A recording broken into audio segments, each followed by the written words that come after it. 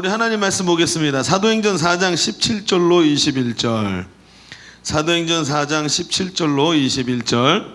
우리 한 절씩 교도하겠습니다. 사도행전 4장 17절로 21절. 이것이 민간에 덮어지지 못하게 그들을 위협하여 이후에는 이 이름으로 아무에게도 말하지 말게 하자 하고,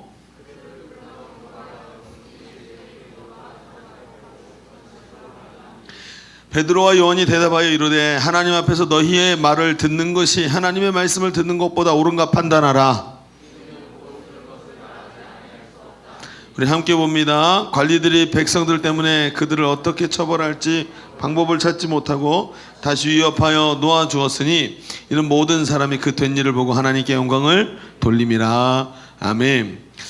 여러분, 지난주에 부천시에서 젠더마을을 만들겠다 그래서 시위가 있었어요. 그 시청 앞에서. 젠더마을 뭔지 아시죠? 성소수자들을 마을을 성소수자들이 모여서 사는 마을을 만들겠다는 거예요.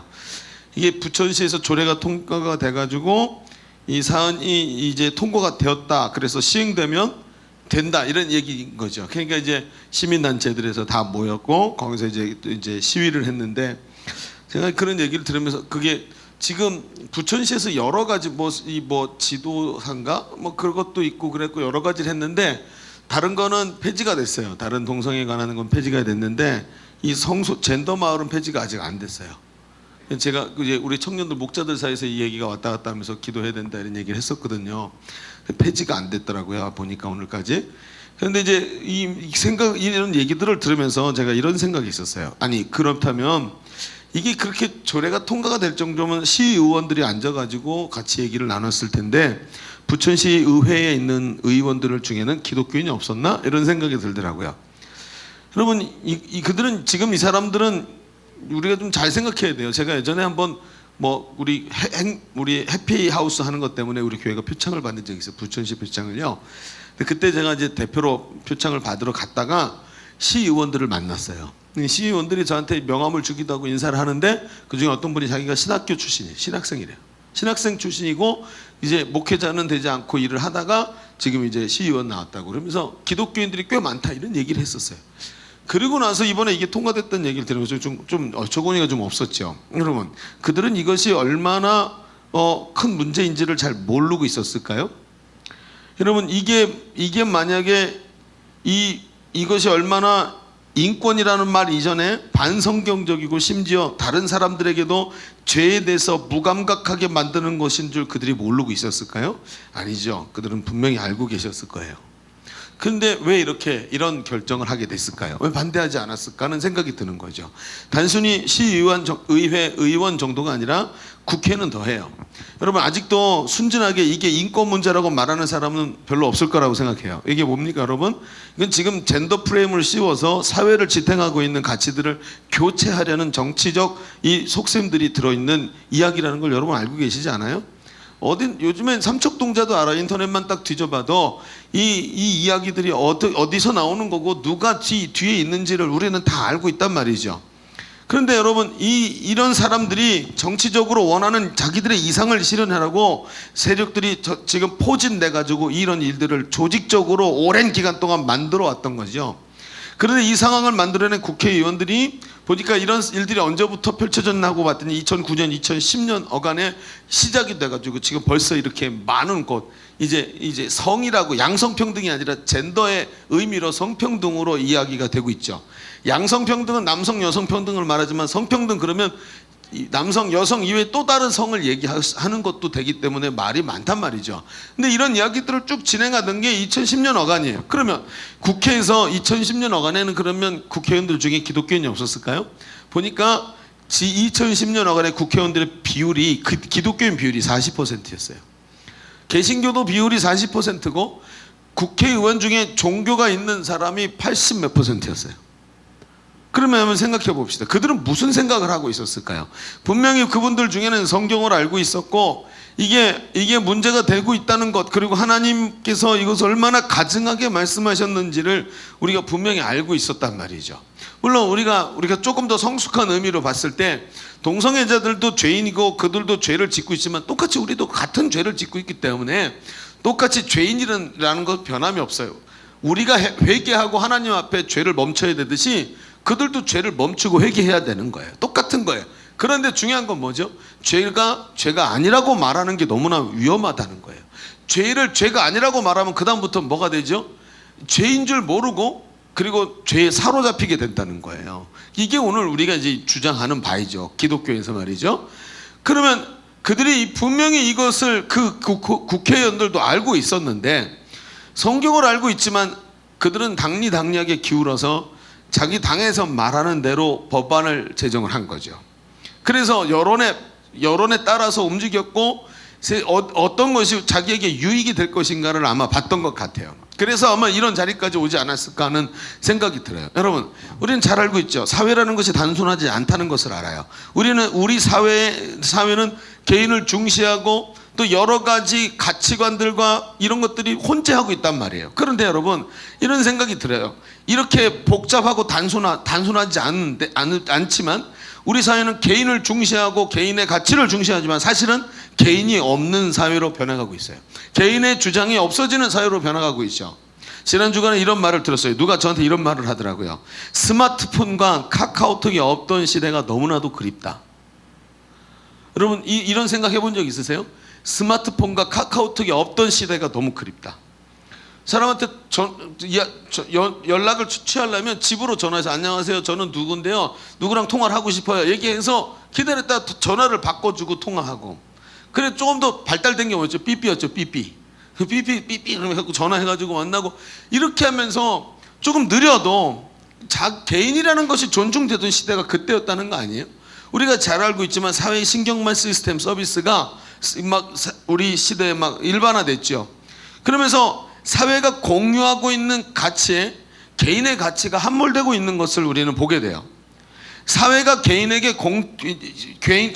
공동의 가치관을 암묵적으로 강요하는 시대가 되었죠. 그러면서 그 사회가 개인이 주장하는 바가 아니라 사회가 주장하는 바가 개인의 주장이 되어버리는 거예요. 지금도 여러분 이 일본하고의 관계를 한번 보세요.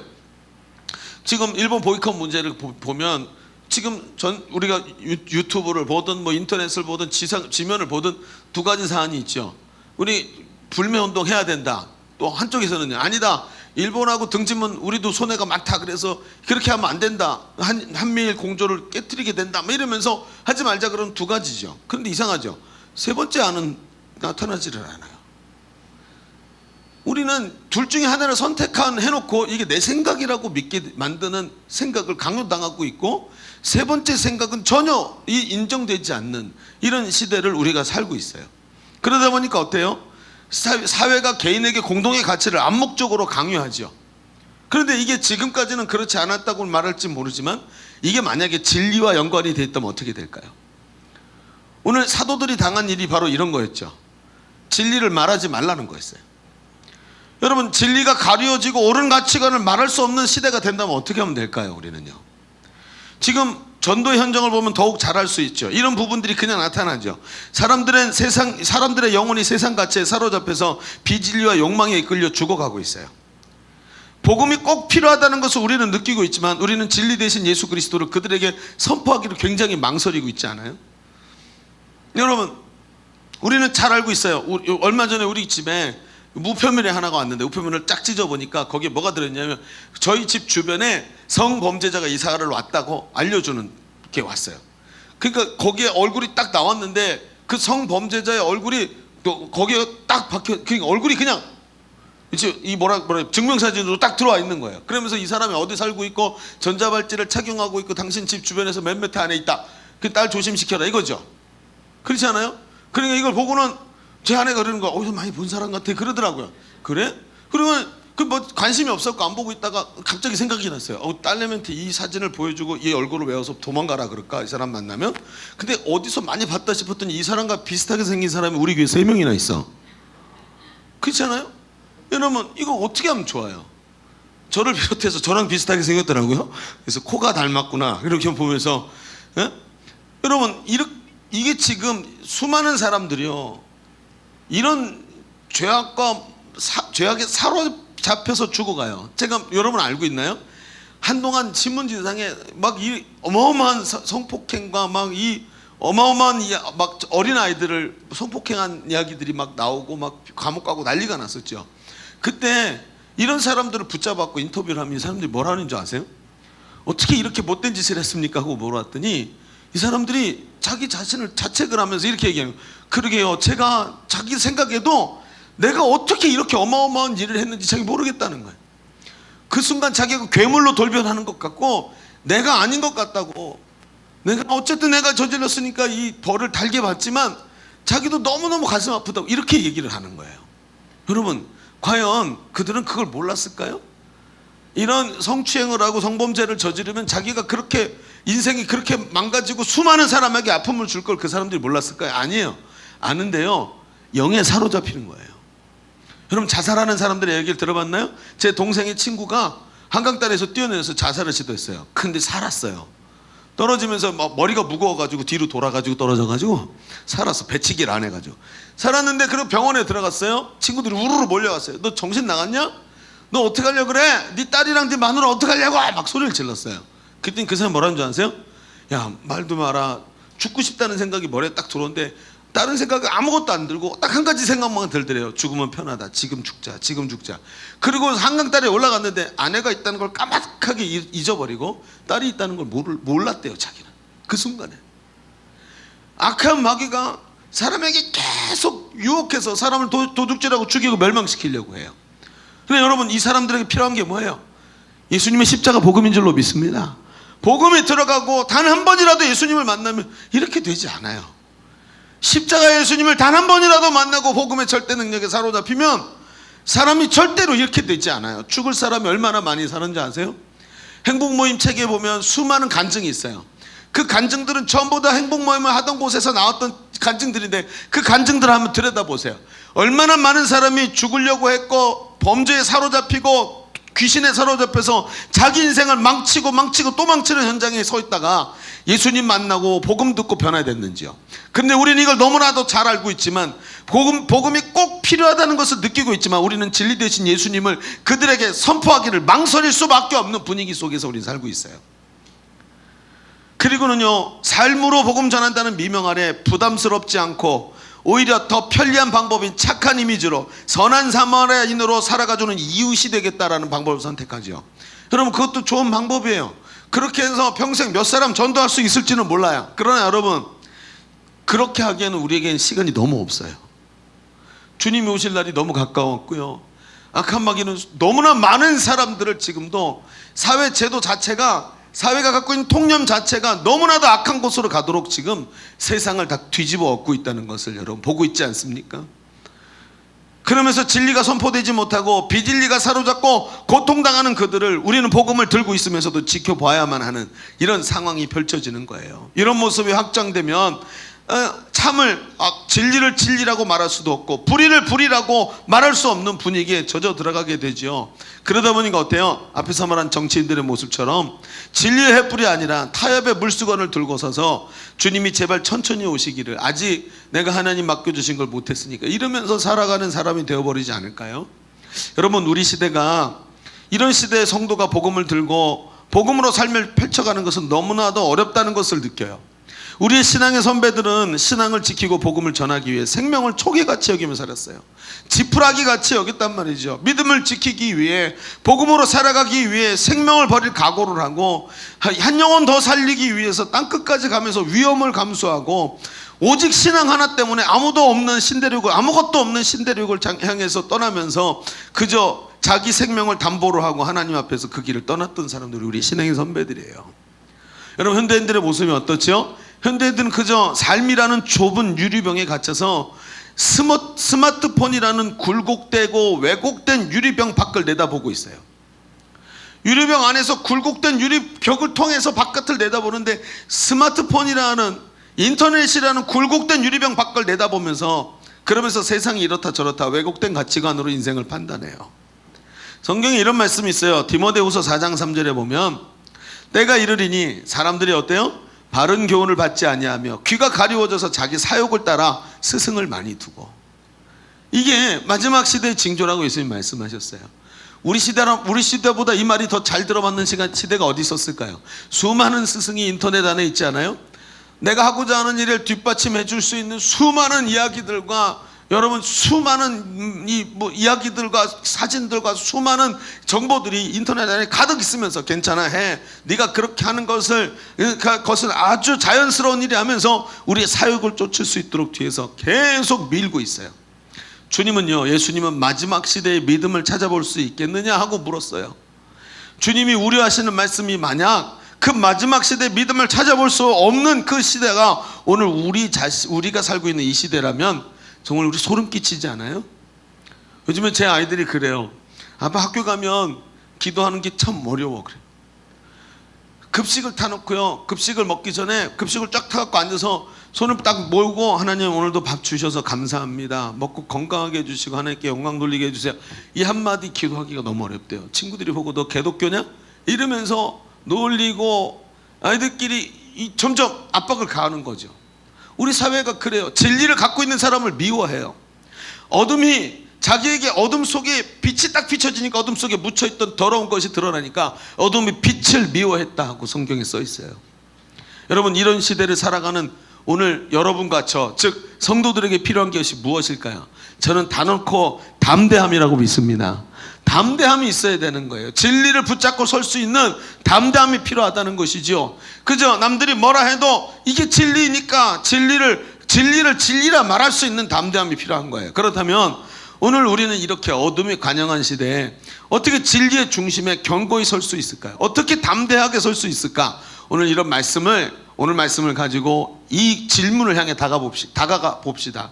분명히 진리가 어두워져서 보이지 않는 시대에 진리를 진리라 말할 수 없는 시대에 어떻게 담대하게 진리를 붙잡고 설 수 있을까 하는 이야기가 될 거예요. 자, 주보 3면을 보세요. 오늘 말씀의 제목은 담대함이 필요합니다 라고 정했고요. 자, 첫 번째 이야기부터 차근차근 아주 빠르게 진행해 보겠습니다. 첫 번째, 성도가요, 우리는 어떻게 이 담대하게 진리 위에 설 수 있을까요? 성도가 담대함을 얻기 위해서는요, 진리를 볼 수 있는 안목이 먼저 있어야 돼요. 자, 진리가 무엇이냐라는 것을 이야기하는 거죠. 자, 한번 봅시다. 본문은요, 베드로와 요한이 공회에 끌려가 신문당하는 사건이죠. 베드로와 요한이 성전 미문에 안전뱅이를 일으키고 기적을 보이고 모여든 사람들에게 예수님의 십자가 부활의 복음을 전했습니다. 그런데 그 옆에 누가 있었냐 하면 부활을 믿지 않고 부활이 없다고 말하던 사두개인들이 서 있다가 그 부활 얘기를 하니까 기분이 나빠가지고 그들을 공회에다 고소를 했어요. 그러니까 베드로와 요한이 고소를 당해서 끌려갔죠. 그러면서 신문을 받으면서 베드로와 요한이 복음을 담대히 말하는 것을 이들이 듣게 됐어요. 자기들을 변호하면서 복음을 말했다는 거죠. 그랬더니 공회원들이 그들을 학문 없는 범인으로 알았다. 그렇죠. 어부였잖아요. 이 사람들이 어부였고 이렇게 배운 적이 없는데 어떻게 저들이 어눌한 말로 이런 지혜를 말했을까 하고 그들이 의아하게 생각했다는 거죠. 사도들의 모습은 어땠어요? 그들은 어부였고 배운 적이 없었지만 그들은 지혜롭고 지식이 넘쳤어요. 복음을 전하면서 성령의 능력이 나타나서 안진뱅이를 일으키는 능력이 나타났을 뿐만 아니라 그들이 지금 말하고 있는 것, 그들이 알고 있는 것에 대해서 신념이 너무나도 강력했고 그들은 자기들이 말하는 것에 대해서 확신을 가지고 담대해 있었어요. 그러니까 공회원들도 그걸 보면서 어떻게 자기들이 말하는 것에 대해서, 여기가 어디예요? 사내들인 공회예요. 사내들인 공회에서 어떤 일을 했는지 아세요? 얼마 전에, 이 사건이 있기 얼마 전에 예수님을 십자가 못 박아 죽이는 결의를 한 데가 사내들인 공회예요. 근데 거기에 끌려왔어요. 이 공회에는 지금 로마 제국 밑에서 있는 이 유대 민족들에게 있어서는 정치와 종교가 합치되어 있는 최고의 의결기관이에요. 제일 무서운 데예요. 그런데 여기 끌려와가지고 그들이 하고 있는 이야기가 뭐예요? 너무나도 담대하고 당쳤다는 거예요. 그들은 진리를 전하고 있었고 진리를 가진 자의 담대함이 그들에게 넘쳐나고 있었다는 거죠. 그러면 이 비결이 뭘까요? 어떻게 이 사람들은 이렇게 엄청난 변화를 경험하고 있을까요? 사도들은 이전과 확실히 달랐어요. 무엇이 그들을 변하게 만들었을까요? 우리는 정답을 알고 있죠. 오순절 성령 강림 사건 딱 나올 거예요. 그런데 여러분, 그거는 결론이라고 말하기가 좀 어려워요. 왜냐하면 이 본문 안에서는 더 확실한 이야기가 있어요. 그게 뭐냐면 20절에 나와요. 20절. 자, 우리 한번 20절을 읽어봅시다. 자, 20절 같이 보세요. 시작. 우리는 보고 들은 것을 말하지 아니할 수 없다. 이게 오늘 이들의 이야기예요.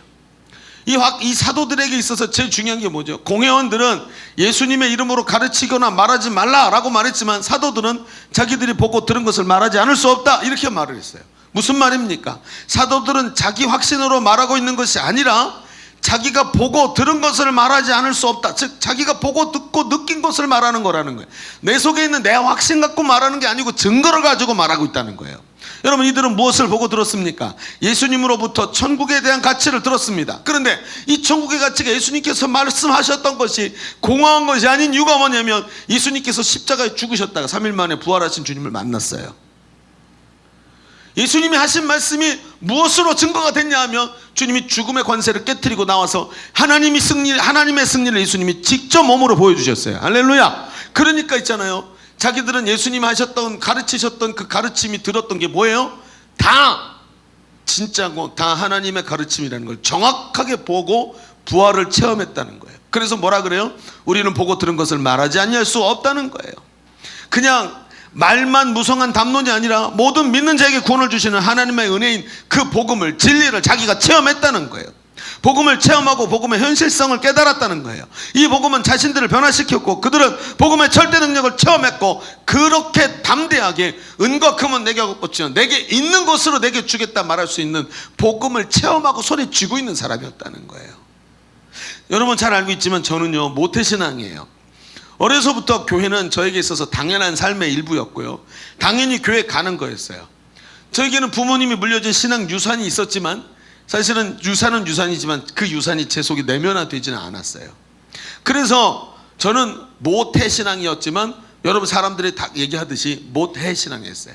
아무것도 못해, 기도도 못해, 전도도 못해, 봉사도 못해, 예배도 제대로 못해. 이게 모태신앙이에요. 다 알고는 있지만 내면화되질 않은 거예요. 내가 원해서 얻은 게 아니라 그냥 와 있는 거죠. 어느 날 그럼에도 불구하고 하나님이 저를 은혜를 주셔서 사명을 깨닫게 하셨고 하나님께 응답해서 신학교를 가서 공부를 하고 있었지만 여전히 제 신앙은 이론이었어요. 그것에 신학이라는 멋진 뼈대를 집어넣어서 이론이 추가되면서 겉으로 보기에는 팔등신에 팔다리 쭉쭉 뻗어서 근사하게 보이지만 전혀 생명이 없는 마네킹 같은 모습이 저의 신앙이었어요. 겉으로 보기에는요 신학적 담론으로 가득 차 있었고 뭔가 많이 아는 것 같고 시원시원한 얘기들이 나오지만 사실은 생명이 없는 거예요. 백화점 가면 많이 있는 마네킹을 보면서 가끔 부럽다는 생각이 드시나요? 어찌 이런 몸매가 있을까? 그렇지 않아요? 저는 와 대박, 와 진짜 주눅 들어서 마네킹 교편도 못 쓰겠네 뭐 이런 생각이 들 때도 있었어요. 그러나 여러분 그렇게 멋진 모습, 겉모습을 하고 있지만 생명이 없다, 이것이 저의 신앙이었어요. 그러다가 제가 둔하계에서 집중훈련을 받으면서 저의 이 모습이 깨지기 시작했죠. 복음을 반복해서 들으면서 난생 처음으로 복음이 무엇인지 깨달아지고 진리가 깨달아지면서 알고 있던 성경이 이해되기 시작했어요. 깨달아지기 시작했어요. 복음을 반복적으로 들으면서 모든 것이 고리가 고리를 물듯이 퍼즐이 퍼즐을 물고 하나하나 맞춰져 가듯이 모든 것이 맞춰져지기 시작했어요. 머리로만 알고 있던 것이 난생 처음으로 복음이 뭔지 깨달아지고 진리가 깨달아지고 알고 있던 것이 이해가 되고 늘 입에서 달고 살고 있던 신앙의 용어들이 그냥 용어가 아니고 살아 움직이기 시작했어요. 제 가슴 속에서. 그렇게 깨달음이 일어나고 있던 어느 날 내 속에서 단 한 번도 떠나지 않고 살아계셔서 내 속에 계시면서 지금도 내게 손을 내밀고 계시는 예수님이 제 눈에 보이기 시작했어요. 그 예수님은 거기 얼마나 오래 서 계셨는지 나는 그분을 한 번도 쳐다보거나 찾지 않았을 뿐이지만 한 번도 떠나지 않고 제 인생 전체를 옆에서 승신아 손 좀 내밀어라, 내 손 좀 붙잡아라 하고 이야기하고 계셨던 주님이 항상 제 속에 있다는 것을 제가 깨닫게 됐어요. 얼마나 미안한지, 얼마나 죄송한지.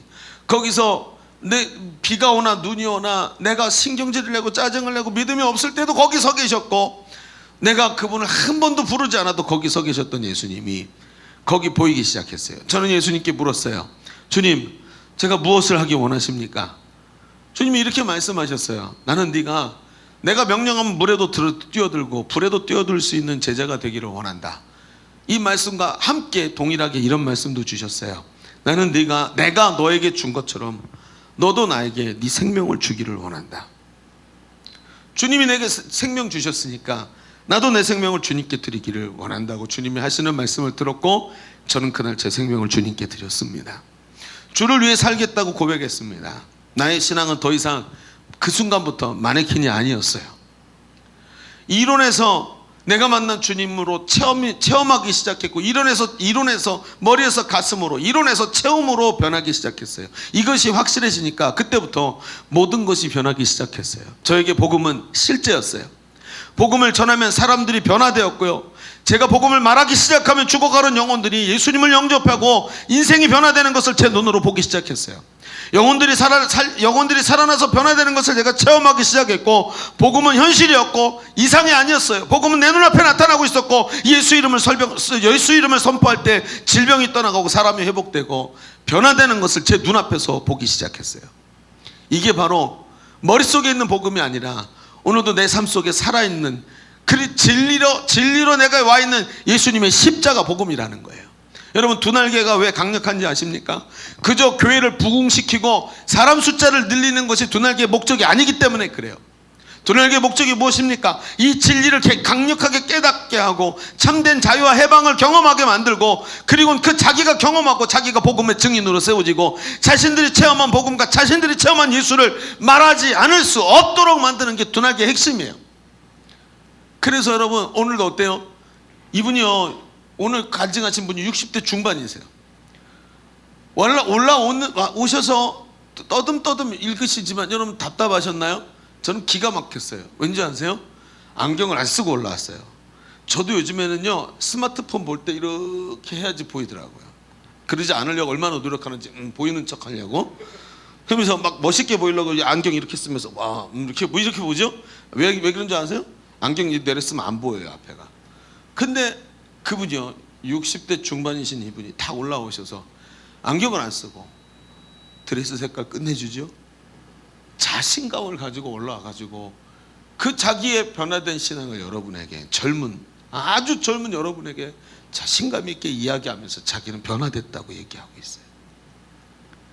내 생이 얼마나 앞으로 남았는지 알지 못하지만 내가 이 땅에 사는 날 동안 복음 위에서 담임 목사님과 함께 달려가겠다고 얘기를 해요. 저는 이런 분들이 앞에 나올 때마다 제 가슴이 뒤에서 떨리는 걸 느껴요. 떨려요. 살아있는 걸 느껴요. 하나님의 성령이 제 마음속에서 기뻐하시는 걸 느껴요. 이런 분들이 나올 때마다 진리를 깨닫고 그 진리에서 막 머리만 크고 입만 나불거리는 사람이 아니라 자신의 삶으로 체험한 그 복음을 전하겠다고 나가서 한 영혼 붙잡고 정말 그들을 변화시키려고 애쓰는 분들이 나올 때마다 이런 게 느껴지는 거예요. 결코 솜씨 좋은 말 몇 마디로 사람의 마음을 후려서 이런 게 나오는 게 아니에요. 기분을 붕 뜨게 해서 은혜 받게 만들어서 여러분 헌금 작정합시다 이렇게 만드는 황홀경에 빠지는 거로 이런 사람이 나오는 게 아니에요. 많이 알아서 머리만 크고 말만 무성한 공허한 신자를 만들어내가지고 이런 사람들이 나오는 게 아니에요.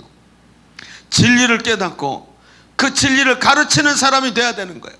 가르치는 것보다 더 확실한 확신은 없는 거예요. 가르치면서 확신이 오고 복음을 전하면서 내 마음에 믿음이 생기고 복음을 선포하면서 하나님의 역사가 일어나고 질병이 떠나가고 귀신이 떠나가는 걸 보면서 나의 삶이 변화되는 거예요.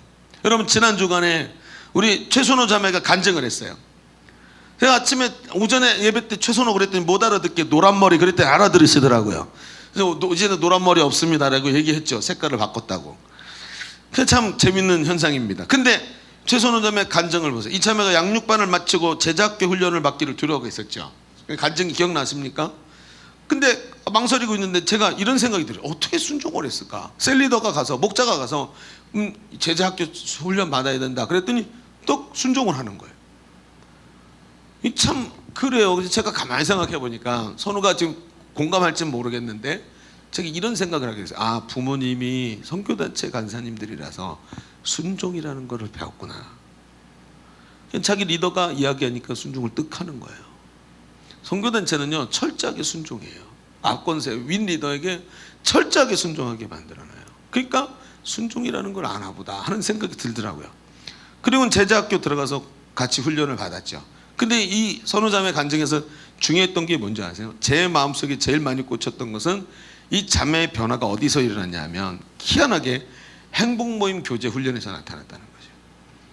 거기 제자학교 들어가면 행복모임 그 인도법을 배우죠. 행복모임 매 과마다 복음인데 그 하나하나 복음을 다 듣고는 2개씩 하나요? 하루에? 한 주간에 2개씩 하죠.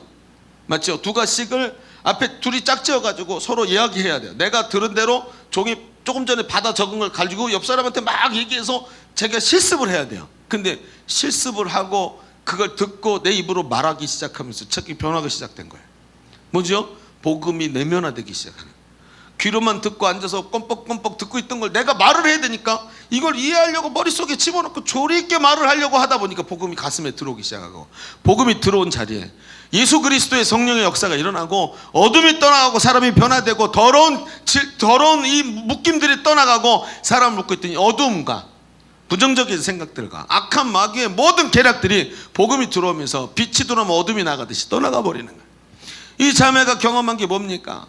행복 모임에서 복음의 메시지를 선포하는 거예요. 복음의 진리를 가르치고 전하면서 진정한 진리를 보는 안목이 열리기 시작했다는 거예요. 이전에 제가 경험했던 게 뭡니까? 제가 복음을 몰랐습니까? 복음을 지식으로 알고 있던 사람이 복음을 말하기 시작하면서 그 복음이 마음속에서 강력하게 나 자신을 변화시키는 게 먼저 일어나니까 내가 변화되고 내가 말하는 복음으로 다른 사람이 변화되는 거예요. 그걸 경험한 게 사도들이었고, 그들이 그것을 경험하고 나더니 뭐라 그래요? 우리가 보고 들은 것을 말하지 않을 수 없다. 나는 체험했다는 거예요. 진리를 깨달았고 체험하고 복음을 누렸다는 것입니다. 그래서 우리의 사역은 말씀과 성령이 충만해야 되고, 그 말씀과 성령이 충만할 때 진리를 보는 안목이 열리는 거예요. 그때부터 사람이요, 주변에 어둠이 가득해도 뭘로 쓸 수 있어요? 한 자루 촛불로 쓸 수 있는 거예요. 여러분, 어둠이 짙을수록 촛불 한 자루는 길을 보여주고, 그 망망대 바다에서 아무것도 없이 깜깜한 바다에서 등대 하나가 바다의 모든 길을 비추게 되는 거예요. 그게 뭡니까? 그 어둠이 관영한 곳에서 확신 있게 복음의 진리를 붙잡은 한 사람이 어둠 속을 뚫고 지나가는 거 아닙니까? 제가 어제 남양주 지역에 원스피릿이라는 집회에 갔어요. 집회에 가가지고 이제 제가 마지막 설교였어요. 물론 제 설교는 별로 그들에게 은혜가 안 됐어요. 너무 어려웠나 봐요. 여러분, 이 설교 이해하는 거 굉장히 차원 높은 거예요. 그래서 제가 어제 쪽박 차고 왔어요. 설교가 은혜가 안 됐어.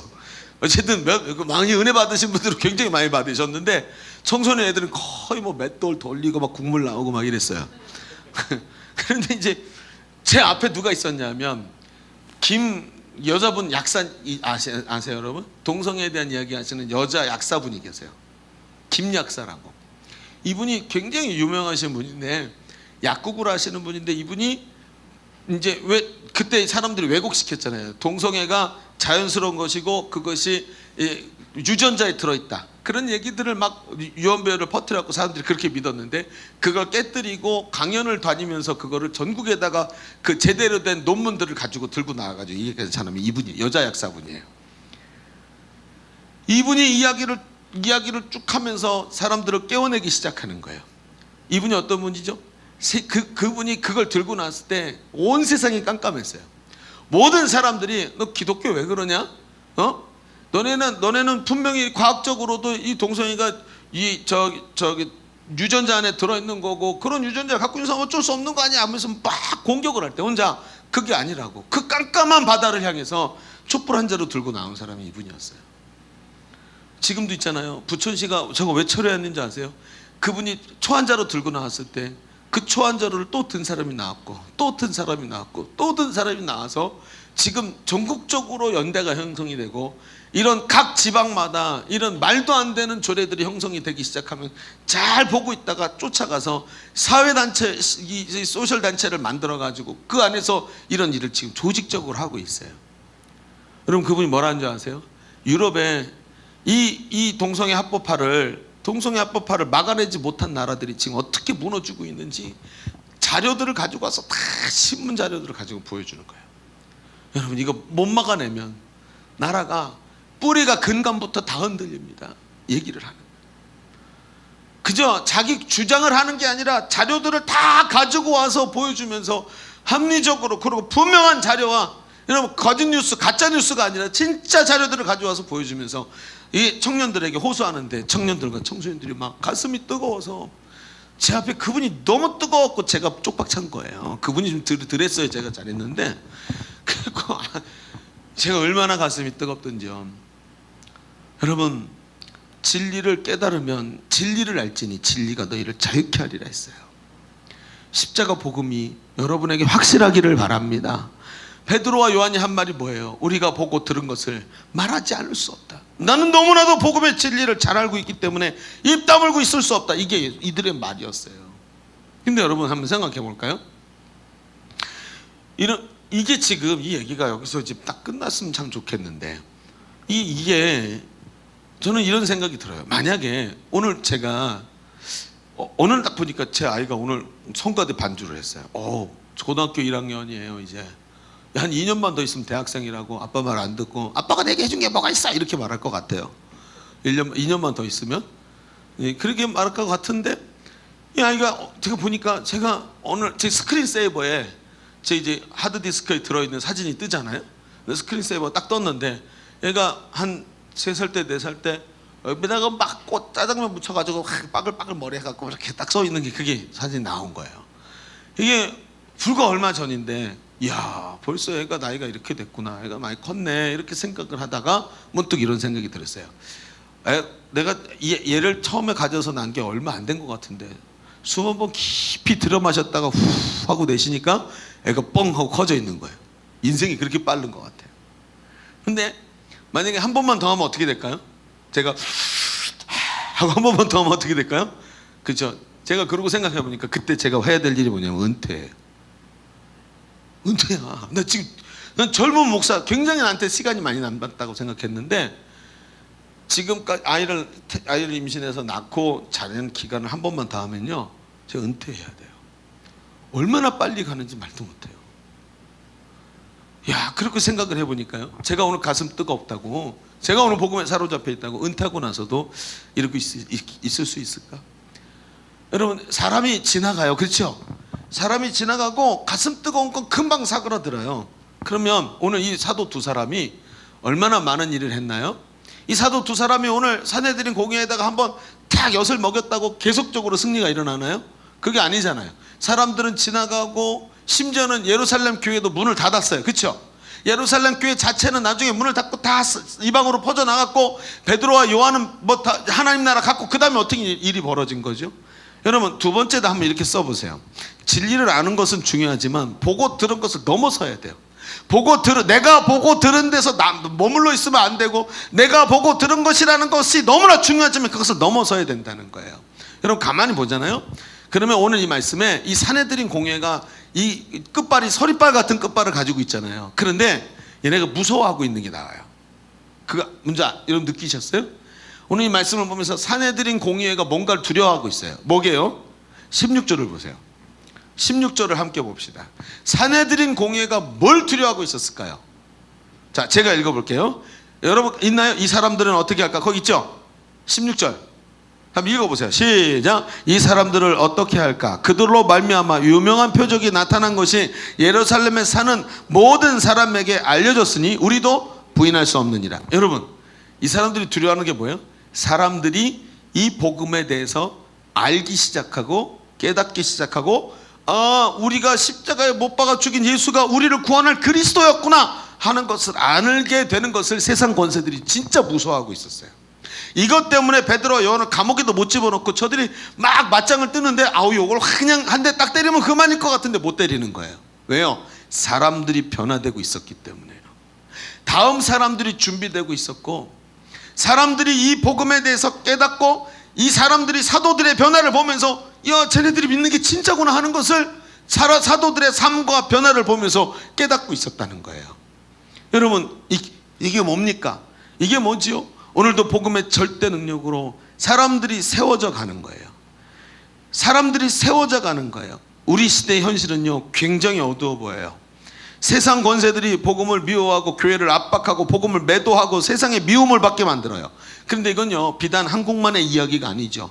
전 세계에 일어나고 있는 현상이에요. 주님이 예고하셨듯이 마지막 날에 심판이 오기 전에 박해의 시대가 먼저 온다 그랬는데 오늘 우리가 살아가고 있는 시기가 언제예요? 박해의 시대예요. 그런데 성경은 우리에게 이런 시대가 우리는 조금 있으면 지나가지만 복음은 계속해서 연결되도록 만들어라고 예수님이 마태복음 28장 19절로 20절에 이렇게 말씀하셨어요. 그러므로 너희는 가서 모든 민족을 제자로 삼아 아버지와 아들과 성령의 이름으로 세례를 베풀고 내가 너에게 분부한 모든 것을 가르쳐 지키게 하라. 볼지어다 내가 세상 끝날까지 너희와 항상 함께 있으리라. 여러분 무슨 얘기죠? 너희는 가서 제자를 삼아서 그 제자들에게 내가 너희에게 가르친 걸 그들에게도 가르쳐라. 그래서 그들이 너희처럼 제자가 되게 만들어라. 이게 예수님이 하신 말씀의 골자예요. 너무나도 적극적이고 도전적인 말씀이죠. 너 혼자 보고 들어서 알고 있는 것이 아니라 네가 본 대로 배운 대로 저들에게 가르쳐서 저들도 그렇게 하게 만들어라. 그렇게 되니까 어떻게 돼요? 제자가 한 사람이 두 사람 되고 둘이 넷이 되고 넷이 여덟이 되고 여덟이 16이 되고 32가 되고 64가 되고 128이 되고 256이 되고 512가 되고 그 다음에 1024가 되고 예수님은 계속해서 제자를 삼아서 그들이 증인이 되도록 그들 한 사람이 촛불이 되도록 만들으라고 교회에다가 명령을 하셨어요. 그리고 이 사명을 완수하기까지 내가 세상 끝날까지 너희와 항상 함께 있겠다. 내가 너를 도와주겠다라고 말씀하셨다는 거예요. 여러분 우리 교회 비전은요 제자 삼는 세계 비전이에요. 두날개 1500 비전이에요. 두날개로 날아오는 건강한 교회가 되면 그 건강한 교회를 세워서 1500명의 셀리더와 150명의 세계 선교사를 세우는 거예요. 이 일을 위해서 복음을 전하고 제자를 삼기 위해서 애를 쓰고 세워진 제자들을 땅끝까지 보내는 150명의 선교사 비전을 가지고 오늘도 복음을 전하고 예수님의 증인 되도록 사람을 세우는 거예요. 그래서 그들이 세워진 사람들이 선교사로 나갔고 그들이 돌아와서 또 다른 사람을 세우고 있고 오늘 우리가 맡겨준 일을 감당하기 위해서 저 어둠 속에서 여러분 한 사람이 한 자루의 초가 되고 저 망망대해 깜깜한 바다 속에서 여러분 한 사람이 등불이 돼서 바로 저 등대가 돼서 저 어마어마한 바다를 비춰나가는 거예요. 이번에 여러분 우리가 수련회를 가요. 저는 이번에 수련회를 기획하면서 지금 청소년부도 교역자가 없고 청년들도 이게 지금 하기가 어려우니까 어떻게 할까 고민하다가 우리 리더들하고 같이 고민하다가 이번에 이런 수련회를 기획하게 됐어요. 청소년부하고 청년들하고 같이 어떻게 되냐 기행 수련회니까 이번에 설교가 거의 없어요. 저녁 때 집회 설교가 거의 없어요. 거의 대부분 나눔이고 기도해요. 근데 여러분 가는 곳곳마다 뭐가 있는지 아세요? 이 사명 때문에 자기 생명을 버린 사람들의 이야기가 거기 곳곳에 다 있어요. 애양원에 가서 저는요 제 인생에서 가장 기억에 남는 사진 한 장을 받고 그 사진이 지금도 저의 사역의 모토예요. 그 사진에 뭐가 있는지 아세요? 공산군들에게 자기 맡겨주신 사명을 감당하려고 하다가 도망가지 않고 거기 있다가 공산군들에게 끌려 올라가고 산에서 순교하신 손영원 목사님의 시신을 가지고 와가지고요 그 많은 사람이 줄줄이 비엔나 엮여갖고 올라가갖고 총으로 다 죽였는데 그 학살 장면에서 총알이 비껴나갖고 한 사람이 살았어요. 그리고 그 사람이 새벽에 일어나서 내려와서 목사님이 순교가 일어났고 거기 저기 숨겨져 있다고 산속을 가르쳐줘가지고 그 다음날 아침에 가서 시신을 다 수습해 와요. 근데 그 수습된 목사님의 시신이 목사님이 산에 올라가면서도 옆에 자기를 죽이려고 옆에서 끌고 가는 공산군 청년에게 복음을 전하다가 아가리 닥치라 그랬고 개머리판으로 턱을 날려갖고 턱이 돌아가 버려요. 그리고 거기서 순교하셨어요. 총 맞아가지고.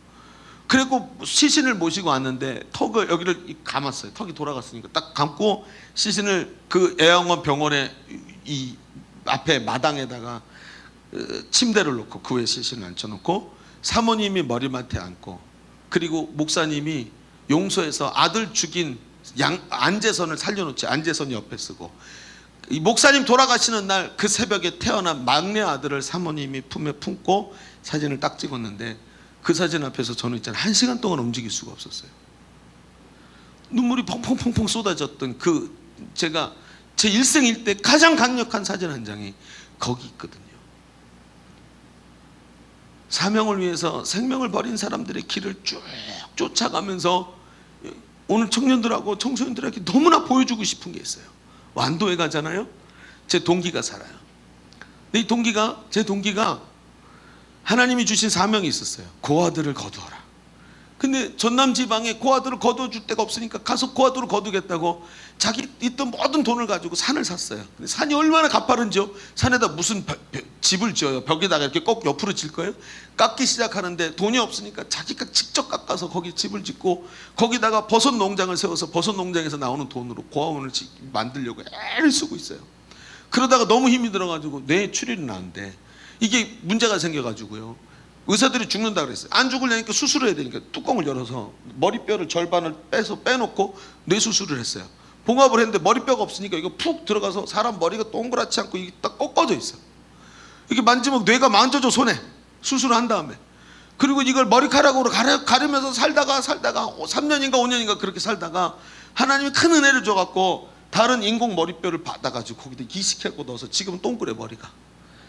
인간 됐네. 머리가 동그라는 거 보니까 살았구나. 그렇게 얘기하면서 아직도 그 일을 하면서 자기 생명 다하는 날까지 하나님 주신 사명을 이루겠다고 달려가는 그 전설 같은 한 사람이 거기 살아있어요. 성경에서 막 튀어나온 것 같은 정신 나간 인간이 거기 하나 살아요. 꼭 보여주고 싶은 거예요. 나는 그 사람을. 미친놈을 한번 보자 우리. 어떻게 미쳐서 살아가는지 보여주마. 그리고 데려가고 싶은 거예요. 여러분, 복음이 살아서 한 사람의 제자를 세우기 시작할 때 이 복음은 오늘 내가 이 땅에서 사라져도 이 복음의 능력이 죽어가는 모든 사람들을 살려낼 줄로 믿습니다. 이것 때문에 오늘도 우리가 제자 세우겠다고 미친 듯이 달려가는 거예요. 여러분, 세상은요 박해의 시대예요. 근데 우리가 주눅들지 않는 이유가 뭐죠?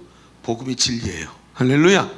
어둠의 시대에 우리가 갖고 있는 이 복음이 진리고 이 복음 때문에 사람이 살아요. 근데 이 복음이요 마귀가 비웃어요. 웃기고 있네. 네가 며칠이나 켜져 있을 것 같냐? 너 하나 가지고 될 것 같아? 라고 말하죠. 근데 예수님이 뭐라 그래요? 땅끝까지 이르러 내 복음의 증인들 가르쳐 지키게 하라. 내가 세상 끝날까지 너를 도와주마. 이거 하나 때문에 생명도 초계같이 여길 수 있는 능력이 생기는 거예요. 이 가치를 붙잡기를 바랍니다. 그리고 이 마지막 시대의 마지막 주자로 서서 하나님 앞에서 담대히 달려갈 수 있는 우리 젊은이들이 되시기를 주님의 이름으로 축원합니다. 우리 기도합시다. 하나님 말씀 앞에 붙잡고 하나님 나도 쓰임받기를 원합니다. 내 생명을 초계같이 여기면서 하나님의 복음을 진리를 붙잡고 그 진리의 사람으로 서서 어두운 바다를 향해서 빛을 비추는 등대가 되게 하여 주옵소서. 우리 한 번만 기도하겠습니다. 우리 주님을 치고 통성으로 기도합니다. 주여.